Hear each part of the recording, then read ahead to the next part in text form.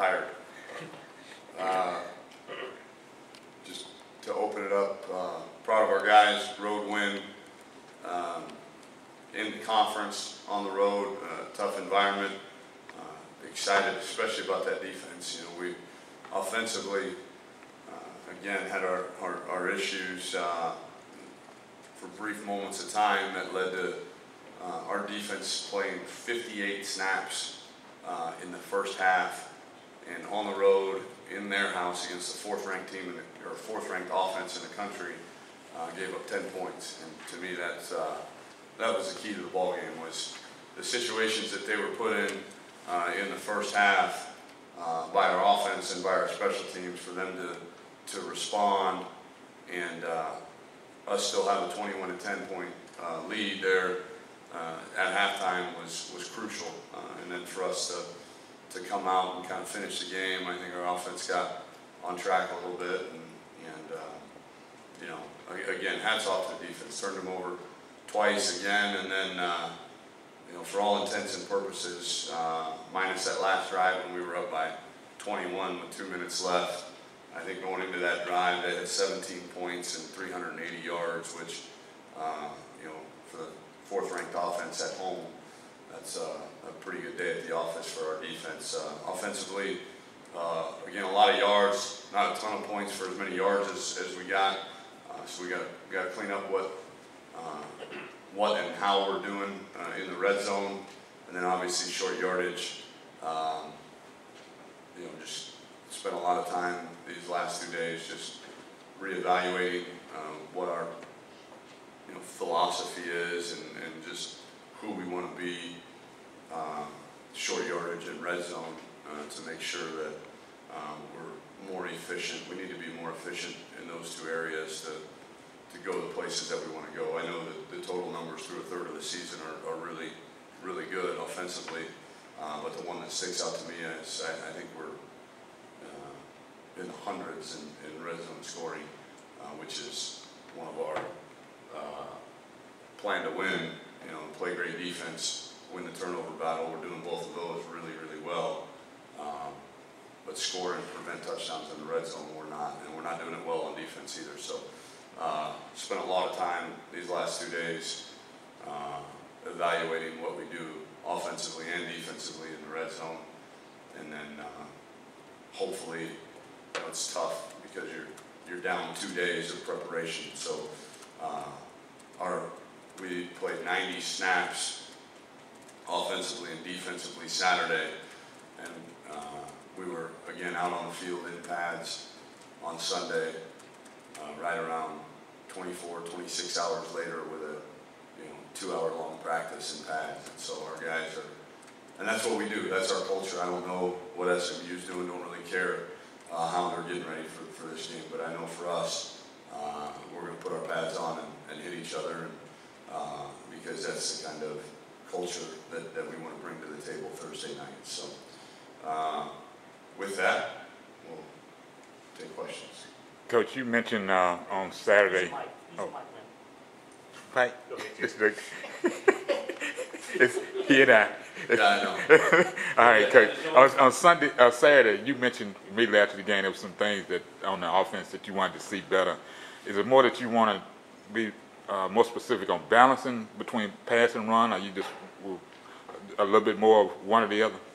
Just getting better in the red zone and short yardage, and then I think our quarterback, for whatever reason, was a bit out of sorts in the throw game and the read game, and we asked him to do a lot of reading in the run game, and he didn't make great decisions. So a lot of area of improvement for the offensive side of the ball. I was, again, I don't know that I've ever felt worse after 638 yards and 38 points on the road in a win, but there was a lot of moments in that game that were not up to our standard.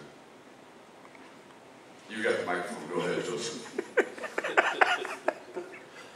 Tom, on the red zone, is it execution? Is it just maybe the situation where the play breaks? I mean, when you went back and looked at everything, what exactly are you? It's everything. It's we're probably not doing the greatest of jobs getting our guys in the most advantageous play. When we're in the red zone, to be quite honest with you, this is Division I football, and at some point, you're always, you know, the math, you keep doing the math, and you say, okay, well, we'll put another tight end in the game. Great. Well, they add another person in the box. Well, we'll put a wing in the game, and they'll add another person in the box. We'll put a fullback in the game, and they add another person in the box.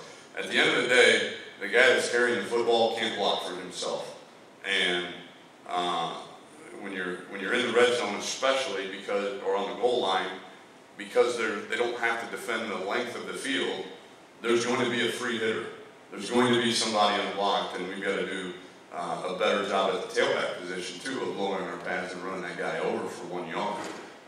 You know, to get stood up on the goal line in short yardage or get tackled kind of sideways, that's not good business. We got to be the aggressor down there. So offensive line's got to get a little more push. We got to do a better job as play callers of getting them in an advantageous play, and the tailback's got to do a good job of running over the free hitter for an extra yard. Tom, at halftime of the telecast, you mentioned that it's the culture of this program to go for it on 4th down.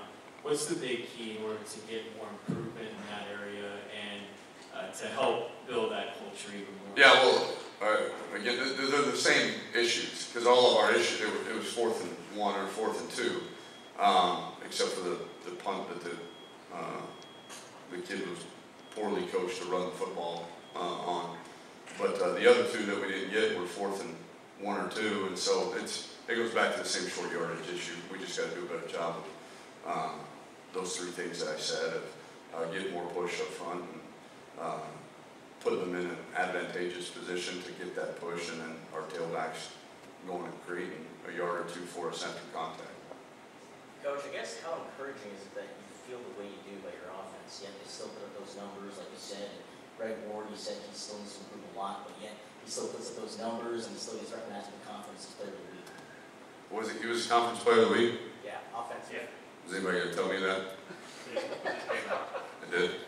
Like, while I was at the podium? No, referee came. Yeah. So you're going to tell me that next time? Appreciate that. Sorry, Coach. No, you're good. It's not your job. I don't. There's a really high expectation level around here. We've got really good coaches, and we got what we feel like are some pretty good players that, and quite frankly, you know, we're playing a defense that has been struggling lately too. So the expectation around here is when you add all those things up, then the level of play should be a lot more consistent and to that expectation level, and it wasn't. And Greg's got, you know, he's barely scratching the surface right now, in my opinion, in terms of his development as a quarterback. Tremendous athlete, again, he didn't do that. Coach Applewhite didn't do that. I didn't do that. The man upstairs and mom and dad did that. So he can take no credit for that, and neither can Coach Applewhite or myself. But the one thing that he was, in my opinion, getting better at was just kind of the overall development of being a quarterback and reading the defenses and seeing the field and managing the offense and all of that, and just kind of, again, took a little bit of a step back. Nothing panic-inducing by any stretch. We needed to play better, more consistently. Coach, with Kyle Post not having had as many reps at quarterback as Greg did and had it obviously before the injury, how comfortable would you be with him at this point if he was forced to come in and something happened to Greg?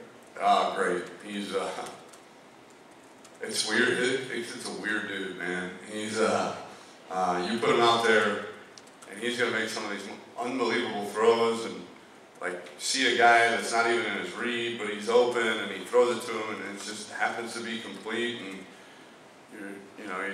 you ask him, Kyle, he's got that, kind of Southern gentleman, what do you call it, Bama swoop haircut, but he's kind of a surfer dude too, and and he looks at you, and he's, Kyle, how in the heck did you complete that pass? Oh, they're not supposed to throw it to that guy? It's like, well, it's not really part of the read. Look at it. He was open, right? It's like he just has a knack for finding those guys, and so I don't do it justice. My imitation of him doesn't do justice probably, but yeah, we'd be very confident with him going in. We prefer that scenario not come up, but I think everybody on the team is, one of our mantras is competitive focus, meaning, when your number's called, you're ready to go. And I think when and if Kyle's number's called, and he'll be ready and be competitive. Tom, what is it about Stephen Taylor that makes him so effective, especially getting to the quarterback both mentally? He just goes. He goes and he goes and he goes and he goes and he goes. The guy's got tremendous motor. Especially, he's a good practice player. I wouldn't say great, could get better, but tremendous motor on game day. I mean, he takes hits and gets hit about as hard as it comes. I mean, just snap after snap after snap. You're like, Steve, you need a break? No, coach, I'm good. It just goes and goes and goes. And to me, that's a credit to the high school program that raised him in Cedar Hill and Coach McGuire and those guys up there. Obviously, they're breeding champions up there at Cedar Hill, and it's very evident in Steve and the way that he plays that, I'd like to think our culture has something to do with it, and it does. But he was raised right. I mean, he was taught at a young age how to play this great game, which is ferociously, and he just, that's the best answer I got. He just goes, man. I mean, there's no picks himself back up and go, do it again.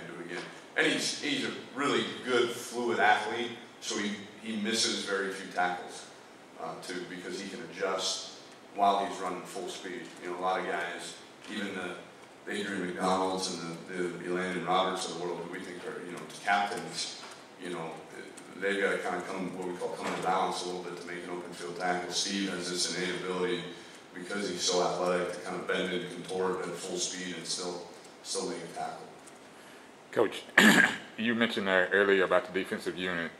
Moving forward, short week, expectations, how far they've come to this point? Well, the good thing is there's a lot of carryover, both offensively and defensively. So for us, I think, when we turned on the SMU film, both sides of the ball kind of took a big sigh of relief and said, okay, it's, on defense, they're a 4-3 quarters defense. That's what we just got done playing. On offense, they're a, tight end spread,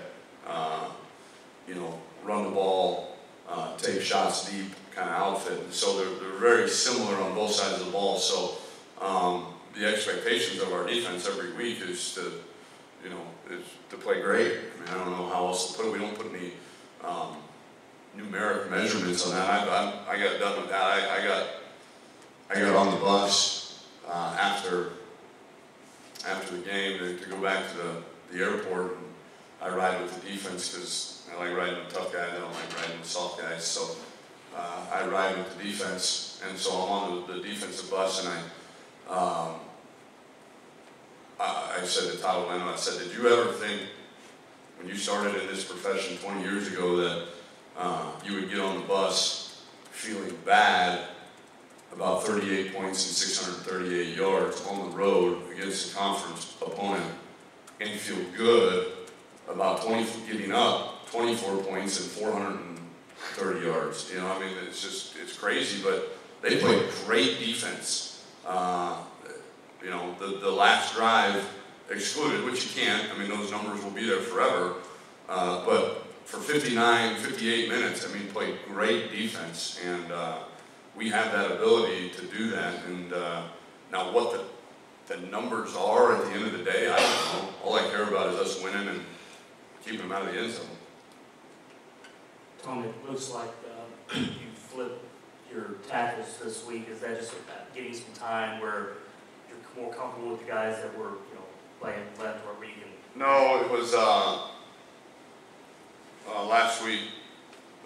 Marcus Oliver got rolled up in inside drill, got a little owie on his ankle, and did not practice well, and so didn't feel comfortable putting him out there in the game limping around, and so he's he's cleared full speed, but he's still kind of gimping around a little bit, so we'll see how he progresses in this short week. But if we had to play tomorrow, the depth chart would look the way that it does, with now Cougar back to tackle and Josh Thomas playing guard and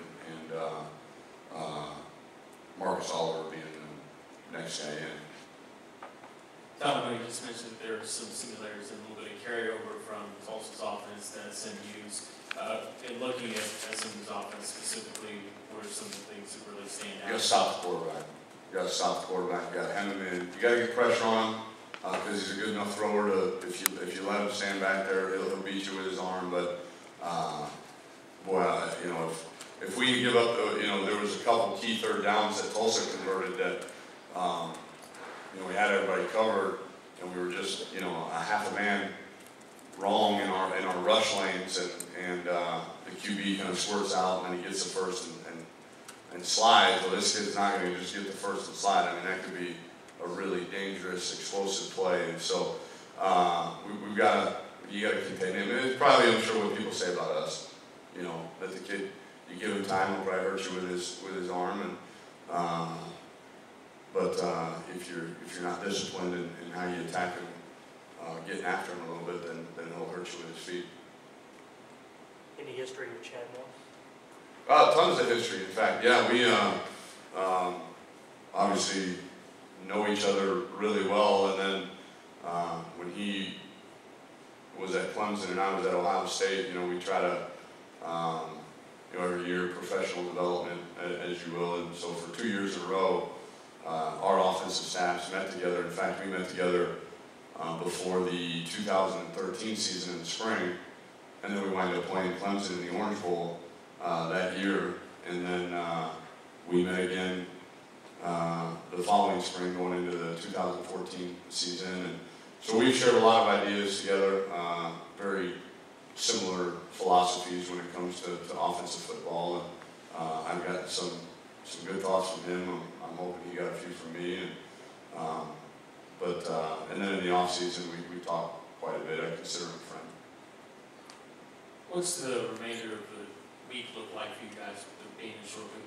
Yeah, again, yesterday, I mean, it's crazy. Isn't it crazy? Crazy to think that these Gladiators played 90 snaps. I mean, they're broken fingers and bruised bones and dislocated shoulders and 90 plays, all in the name of the red and white, and then boom, we're right back at it 26 hours later, putting the pads on and going out and having an hour and a half, 2 hour long practice last night till 8:30 at night, banging into each other for 2 hours. And so today will be, again, just kind of the way our culture operates around here. We're going to put the pads on again, and we'll have a good hour and a half long practice. Basically what I've done is cut some of the individual time, cut maybe some of trying to trim the length of the practice to kind of ensure our freshness and how long we're just out there on our feet, and the volume that we're loading the legs with. But in terms of the intensity and level of practice, that's not going to change. Today's like a Wednesday for us, and then tomorrow will be like a Thursday, and we'll go out and what we call spiders, just those little kind of under shells that protect their shoulders, and we'll have a full speed 18-period practice, just no hitting, which is a normal Thursday for us. Friday will be a walkthrough, or Wednesday will be a walkthrough, and then we'll go to the hotel and have a couple walkthroughs day of the game and come play our game like a regular night game. You mentioned it's crazy, that quick turnaround. How did you feel the guys responded last night, and are they embracing that challenge? It was our best Tuesday practice that we've had. I don't know if you guys, yesterday was Sunday, but for us, our body clocks and mind clocks work. I don't even know what month it is. I know it's week 5, and today is Wednesday of week 5. Now for you guys, it's Monday, October 5th, but for me, this is the Wednesday practice of week 5. And so last night was by far our best Tuesday practice. And I don't know if it was because it was later in the day. We went to the stadium under the lights because it was we don't have lights on our practice field. So we had to go in the stadium to practice at night, but for whatever reason they came out. And it might be, I mean, you know, I don't know that enough has been said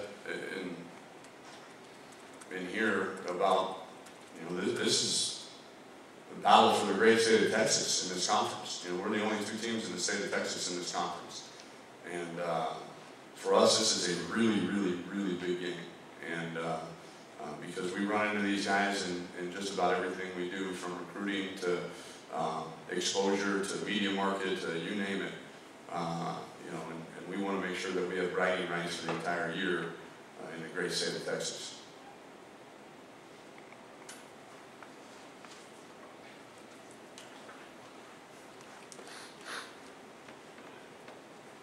Tom, you mentioned it last night, but can you kind of take us through your thinking right now on the kicking position and how critical that is to, you know, get that resolved and be able to get some consistency there? Yeah, people want to wonder why we go for it on fourth down, right? I mean, it's bad. We have 2 Division I kickers on scholarship right now that you only get 85 of them, and we've got 2 invested in 2 kickers that the one guy in Bullard, you know, hasn't played real well, and so just like we would with any position, a guy that's not playing well, you know, the next guy in line is going to have an opportunity to take the job. And so last night we had we ended practice with a, you know, I think it was, they kicked 5, 6, or 8, I can't remember how many they kicked, but with the whole team around them, music blaring, the team screaming at them, squirting bottles of water, throwing hats at them, the whole 9.